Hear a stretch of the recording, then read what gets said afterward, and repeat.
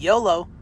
Today we're going to be taking a look at two different Canadian energy companies and pitting them up head-to-head against each other, learning a few fun facts, checking out their dividends, and seeing what a theoretical $10,000 investment with dividends reinvested would be worth today.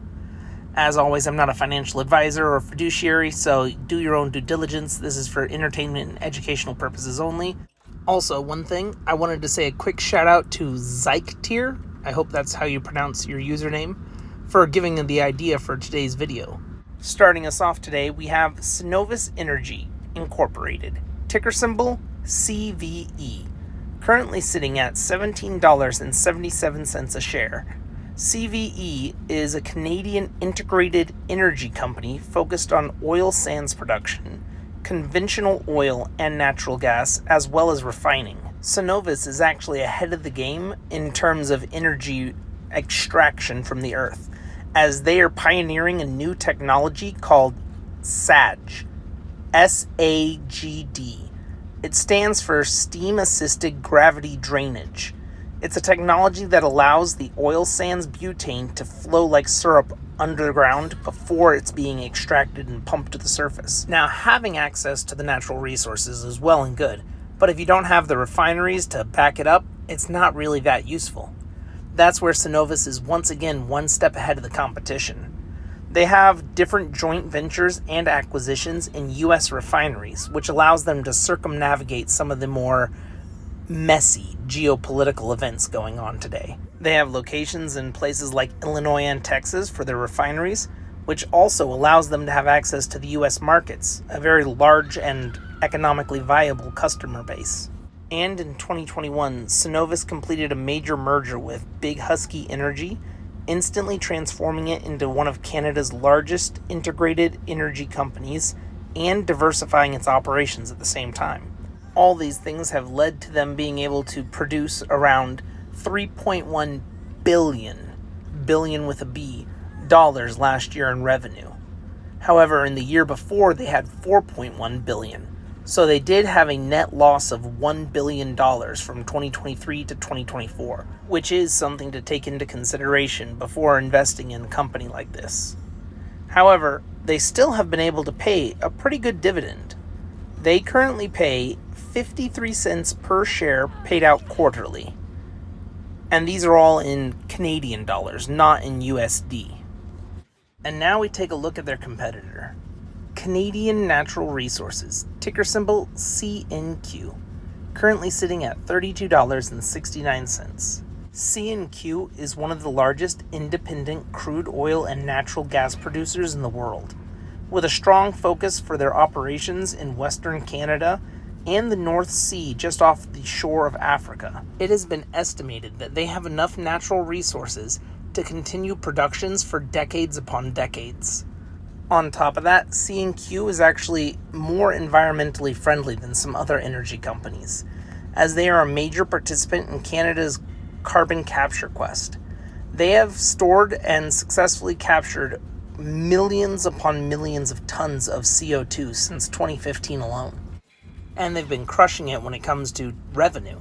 In 2024, they had $26.02 billion with a B, billion dollars of revenue, completely crushing Cenovus out of the water.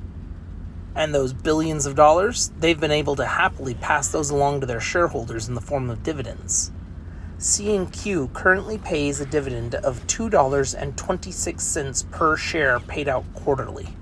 And now let's take a look and see what a $10,000 investment in each of these companies with dividends reinvested would be worth today, to get an idea of who is able to extract the most energy and produce the most power. But before we hop into that, I wanted to give a quick disclaimer, which is these are both Canadian companies, and Canada has different rules and requirements for when and what information is released to the public, which is a little bit harder to read and or understand than the typical American stocks that I'm used to. So these are a little bit broader guesstimates than normal. However, it should still give us a fairly accurate idea of who has been outperforming. So, starting with Cenovus Energy, a $10,000 investment back in 2009, because from 2009 till now is when I could find the easiest to access, most accurate information on them. But 2009, $10,000 investment, dividends reinvested, would be worth roughly 15,000 to 22,000 Canadian dollars today. And now we move over to CNQ, which did have a full 20 years of investment time that we normally like to look at. So we're going to take them with a bit of grain of salt, since their numbers did have a few extra years to compound. But that being said, a $10,000 investment in CNQ 20 years ago with dividends reinvested would be worth roughly $35,000 to $50,000 today. So, for total return, CNQ wins. For dividends, CNQ wins. However, I wouldn't count Cenovus out quite yet. They did have a $1 billion drop in revenue, which could be a sign of major troubles. Or it could be a perfect buying opportunity. It really depends on what caused that $1 billion drop.